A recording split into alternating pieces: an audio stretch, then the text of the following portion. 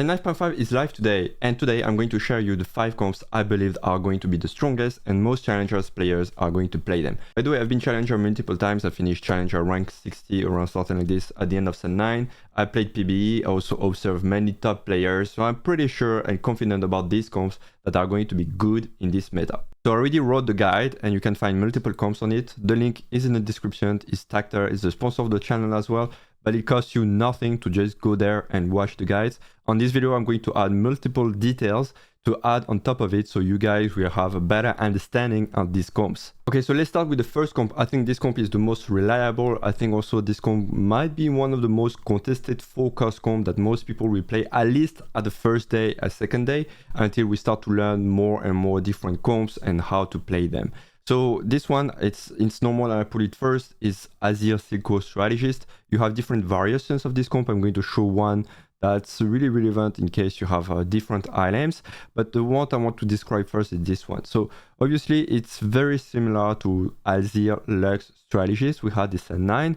If you're not familiar with it, it's fine, it doesn't really matter. What really matters in this comp is that you have many items. You really need to have many items, because Azir is not going to be enough to be a solo carry. Same for Silco, they really need to work together to finish off targets. And that's not all, because you also need 3 items on Nasus.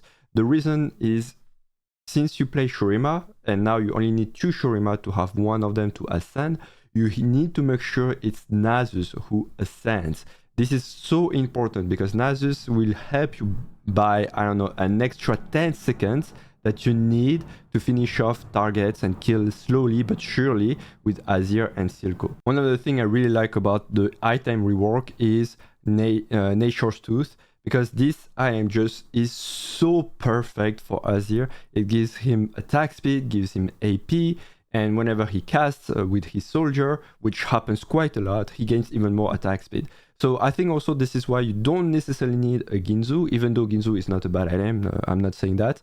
But I think that you don't necessarily need the Ginzu, and with this build you have already enough damage. So the variation I wanted to show you is, in case you have more AD items and you don't have items for Silco, let's say you play Ezreal and Ezreal gives you many swords, right? And you have to use these swords. In that case, you want to play this variation with Fiora instead of Silco as a side carry.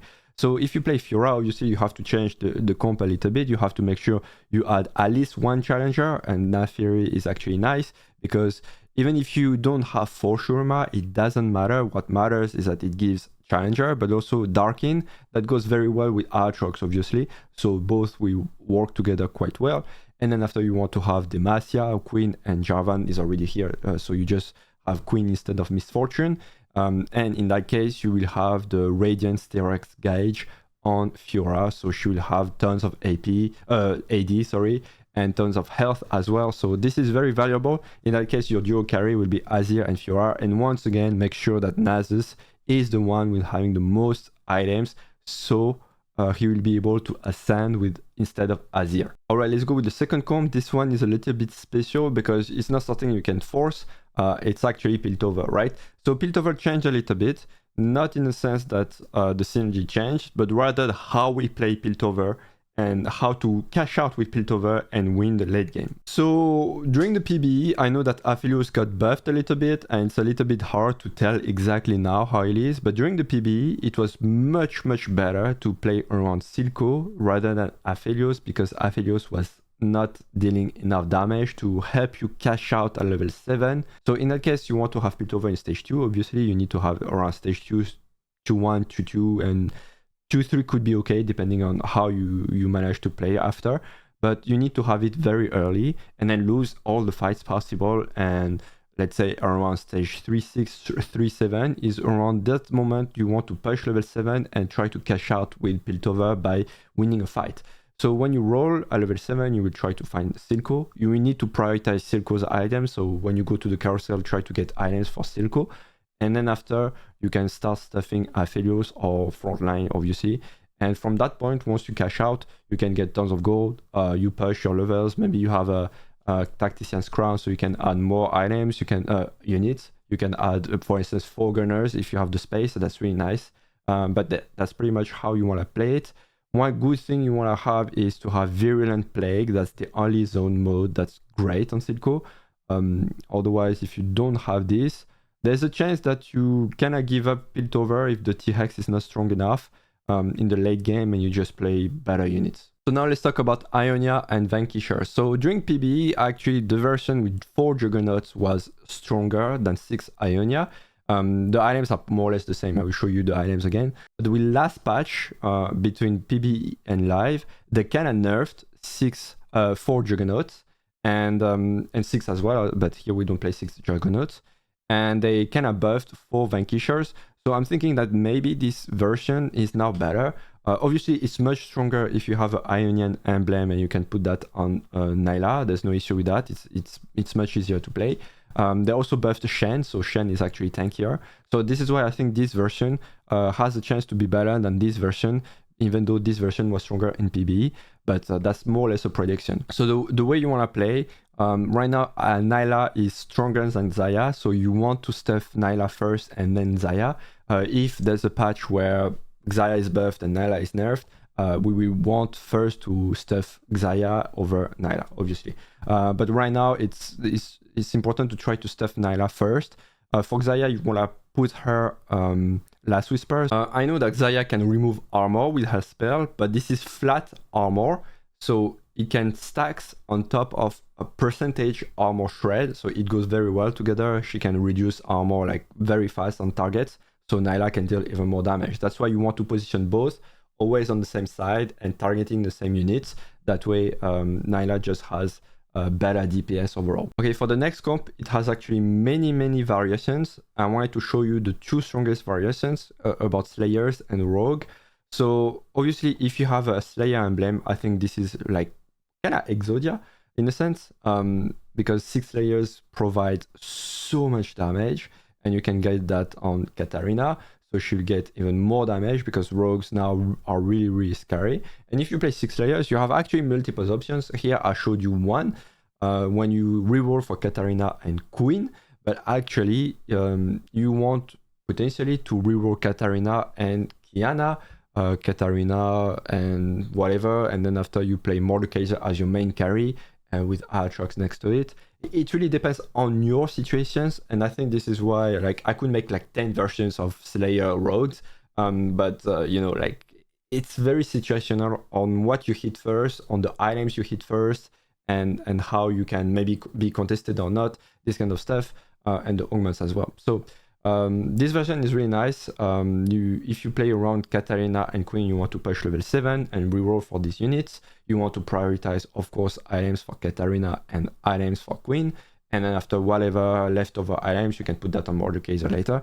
And in that case, of course, if you play with Queen, you want to have 3 Demacia. So you add Jarvan, and you will have obviously a Radiant Deathblade on Queen. Alright, the second version that is more achievable because you don't necessarily need an emblem, even if having an emblem is quite nice, but you kind of need to make sure that each tile is either wood, stone or ice, so your rogue can benefit from it and have much more impact. If you can stack wood, that gives tons of HP to Kiana, should be almost unkillable at the end of the game. If you have ice, it's like another Edge of Night, so your rogues will be almost impossible to catch, I would say, unless they are the last one standing. So this is a comp where you need to reroll on multiple levels. The first level you want to reroll is level 6, that way you can have Kiana 3. Once you hit Kiana 3, you want to push level 7, so you reroll for Katarina or Echo. So here I stuff Katarina, but if you find Echo quite rapidly and you have Echo 3 and Katarina 2, obviously you put the stuff on Echo. It doesn't really matter, again, those two. What matters the most is that you have the items on the one that has the that becomes a 3 stars first, basically. And then after here you have multiple options again.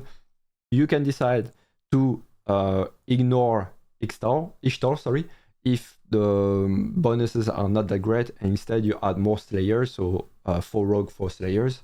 That way Kiana will deal more damage, or basically you adapt. Basically you have to adapt depending on your situation.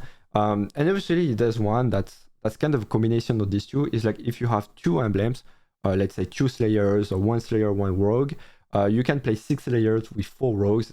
That's kind of insane. And Mordekaiser will be the holder of the rogue emblem.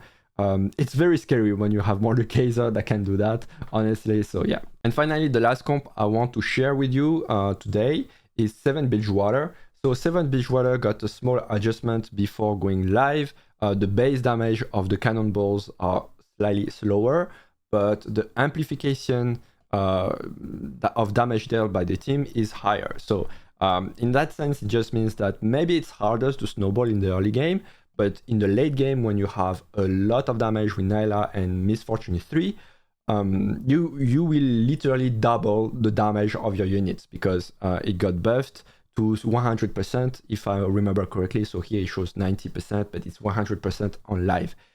If you want to play this comp, it's much better if you can start with an emblem, so that's why you want to pick Bilgewater Crest, or you want to play with Earth, just like how you might want to play with Earth to achieve the 6 layers for rogues. Here you want to have Earth just to play 7 Bilgewater. So if you have Bilgewater in the early game, there's one thing you need to make and not miss, is building this new item, Event Shroud. So basically it works like an Ionic Spark, but instead of removing magic resistance, it removes armor, and since all the cannonballs deal physical damage, it greatly improves the damage of all the cannonballs around your units. So make sure to have Event Shroud and put it on a unit that will not die instantly, of course. So this is a comp you can reroll at level 7 to have Misfortune 3, but if you feel like you're far away from Misfortune because somehow your rolls are not that great, I suggest you to push level 8 and play around Nyla.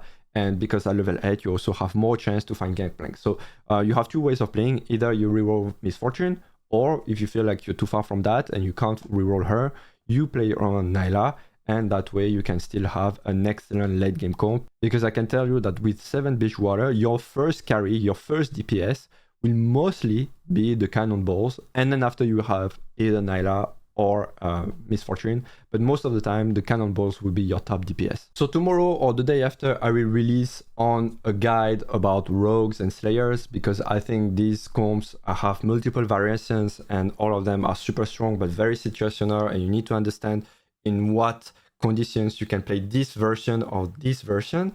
But I wanted to tell you that also I have a private Discord. I'm working on this guide this afternoon, and I'm going to share everything to the people who have access to the private Discord. If you're interested in getting into the private Discord, get access to information much before everyone else, and having access to secret comps, secret texts, because I share all of them there before making videos, then you want to check the membership with the link in the description. And also this actually helps me fund directly my Las Vegas tournament trip, because it's far away from where I am and it's kind of costly. So obviously that helps me tremendously, and I will be forever grateful for you if you do that. And obviously if you cannot pay for the membership, it's fine. I totally understand. You can still have access to something I make every week, a meta-analysis on your mailbox with this weekly newsletter. And for that, I spend a good amount of time checking stats, checking analytics, checking top players, checking the meta, checking from my own games as well. And I show you like the 5 comps you want to play for this week, so you can have great games, you can win and climb fast. With that being said, see you at the next video and at the top of the ladder.